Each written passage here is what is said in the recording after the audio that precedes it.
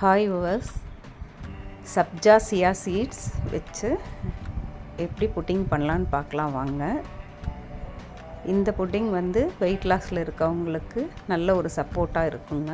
கூட ஃப்ரூட்ஸ்லாம் நம்ம ஆட் பண்ணிக்கலாம். இது போல் 10 பாதாம் எடுத்து ஹாட் வாட்டர் ஊற்றி ஊற வச்சுக்கோங்க.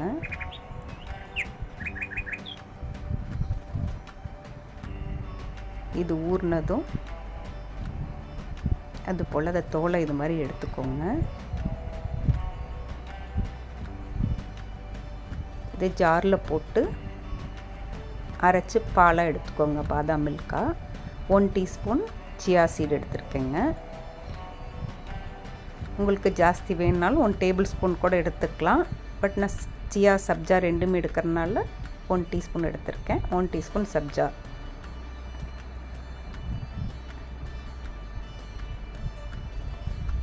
இதில் தண்ணி ஊற்றி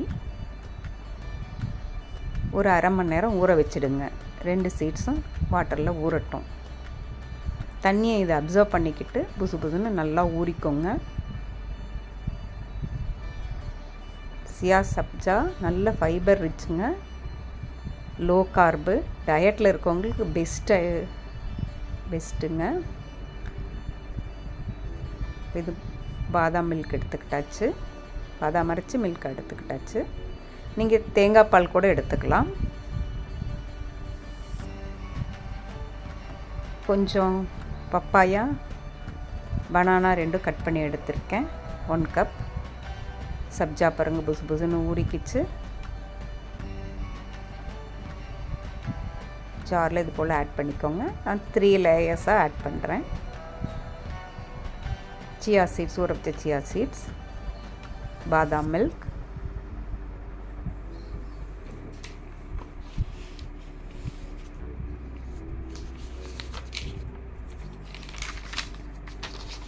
நான் 1/2 டீஸ்பூன் ஹனி போடுறேன். உங்களுக்கு நாட்டு சக்கரை போட்டுக்கிறனாலும் போட்டுக்கலாம். தித்திப்பு வேணால் இன்னும் கொஞ்சம் நீங்கள் எக்ஸ்ட்ராவும் ஹனி போட்டுக்கலாம். இப்போ இதை நல்லா கலந்து விடுங்க. மூடி போட்டு 1 ஹவர் ரெஃப்ரிஜரேட் பண்ணிடுங்க. இப்போ டேஸ்டான சியா சீட் புட்டிங், சப்ஜா சியா புட்டிங் ரெடிங்க. நீங்கள் வேறு மாதுளம் பழம் இருந்தாலும் போட்டுக்கலாம். உங்களுக்கு என்ன ஃப்ரூட்ஸ் நீங்கள் விரும்புகிறீங்களோ அதை இதில் ஆட் பண்ணிக்கலாம். மார்னிங்க்கு நல்ல ஒரு பிரேக்ஃபாஸ்ட்டுங்க. ஹெல்த்தியான பிரேக்ஃபாஸ்ட் கூட. ஃபைபர் ரிச்சுங்க, லோ கார்புங்க, ஒமேகா 3 இருக்குது. அது நல்லா வாட்டரில் ஊறி ஸ்டமக்கு ஃபில்லிங்காக இருக்கும். போன் ஸ்ட்ரென்த்துக்கு தேவையான மினரல்ஸ் எல்லாம் இதில் இருக்குதுங்க. அது மட்டும் இல்லாமல் கட்டுக்கு தேவையான ப்ரோபயாட்டிக்கும் இதில் இருக்குங்க.